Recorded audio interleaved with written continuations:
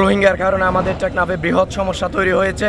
আসলে প্রতিনিধিরা টাকা খেয়ে বসে আছে, যে টাকাগুলো এখানে কেন্দ্র আছে সবগুলোকে ধরে দিতে হবে আমাদের।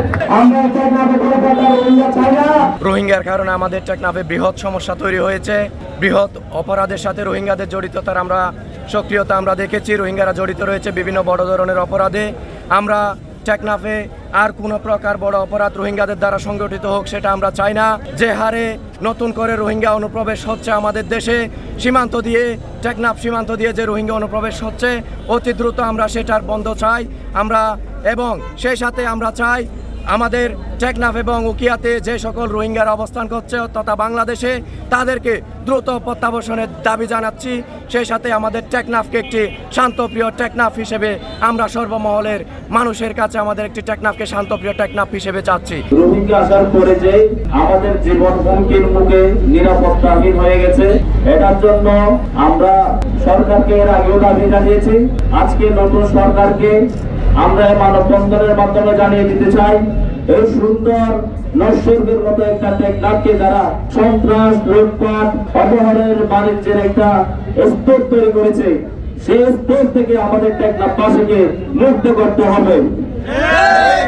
আমরা কোন রোহিঙ্গা, সব রোহিঙ্গাকে আমরা খারাপ বলছি না, তারাও মুসলমান, তারাও আমার ভাই, কিন্তু একটি সন্ত্রাসী মহল তাদেরকে ব্যবহার করে আমাদের স্থানীয় জনগণকে অপহরণের মাধ্যমে দিন দিন মুক্তিপণ দাবি করে হত্যা, মামলা, খুন যা করার সব করছে।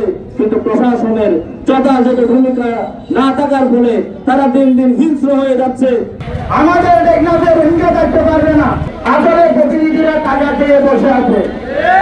প্রতিনিধিদের ঘরে গিয়ে দেখেন, প্রতিনিধিদের ঘরে অনেক মানুষ, রোহিঙ্গা মানুষ এখনো বসে আছে। আমরা যারা বৈষম্যবিরোধী ছাত্র আন্দোলন টেকনাফের ছাত্র জনতা আছি, আমি সবাইকে এই আহ্বান জানাবো, আমাদের পাড়া মহল্লায় যারা রোহিঙ্গাদেরকে যারা আশ্রয় দিচ্ছে তাদেরকে ধরুন, তাদেরকে আইনের আওতায় আনুন। আমরা এই জায়গাতে করতে চাই, আমার স্থানীয় জনপ্রশাসনদেরকে আমি বলতে চাই যে জায়গাগুলো এখানে কেন্দ্র আছে সবগুলোকে ধরে দিতে হবে আমাদের।